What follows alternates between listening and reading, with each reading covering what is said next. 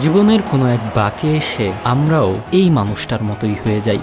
দাঁড়িয়ে দাঁড়িয়ে দেখি নিজের পতন, অনুভব করি ভেতরটা ধ্বংস হয়ে যাচ্ছে। তারপর একদিন চুপচাপ হারিয়ে যাই রাবার দিয়ে মুছে যাওয়া পেন্সিলের দাগের মতো, যার চিহ্ন থাকে কিন্তু কেউ আর পড়ে না, খোঁজ নেয় না। নিষ্প্রভ হয়ে দাঁড়িয়ে থাকা রবার্তো ব্যাজিও মুছে গেছেন একইভাবে।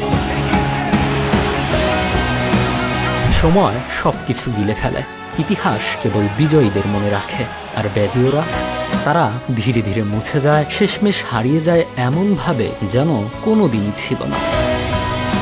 1994 বিশ্বকাপের ফাইনাল, রোজবল স্টেডিয়ামে ব্রাজিলের মুখোমুখি ব্যাজিওর ইতালি। 90 মিনিটের খেলা শেষ, অতিরিক্ত 30 মিনিটও শেষ, কিন্তু কোনো গোলের দেখা নেই।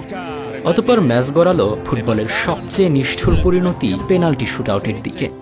শেষ শট নিতে এলেন এক মানুষ যিনি পুরো বিশ্বকাপে ইতালি দলটাকে কাঁধে বয়ে এনেছিলেন।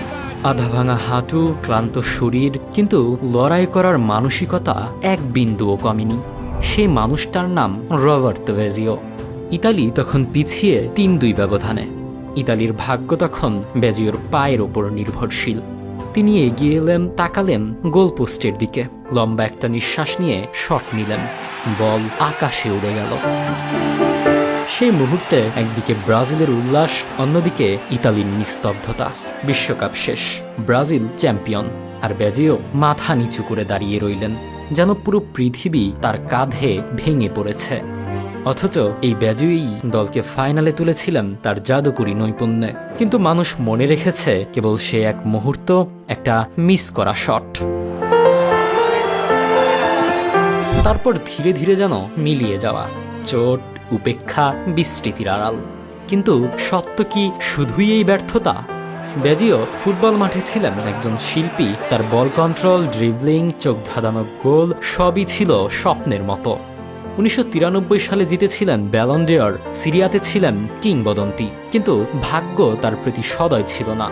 চোট, কোচদের অবহেলা, আর শেষ পর্যন্ত 1994-এর সেই মিস করা পেনাল্টি, সব মিলিয়ে তার ক্যারিয়ার যেন এক অসম্পূর্ণ গল্প।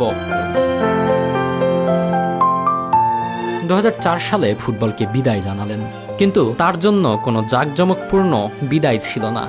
রবার্তো ব্যাজিওকে নীরব নায়ক বললেও ভুল হবে না, যিনি ফুটবলকে অনেক কিছু দিয়েছেন, কিন্তু পেয়েছেন শুধু ভুলে যাওয়ার যন্ত্রণা। ব্যাজিও চলে গেছেন ফুটবল থেকে, ইতিহাসের পাতায় রয়ে গেছে শুধু তার ছেঁড়া দাগ।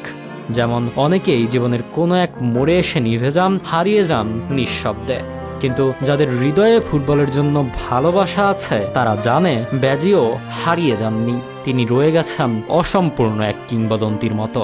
ব্যাজিও সেই নায়ক যিনি হেরে গিয়েও হৃদয়ে থেকে গেছেন, শিখিয়ে গেছেন ফুটবল শুধু ট্রফির নয়, বীরদের, ট্র্যাজেডির, ভালোবাসার খেলা।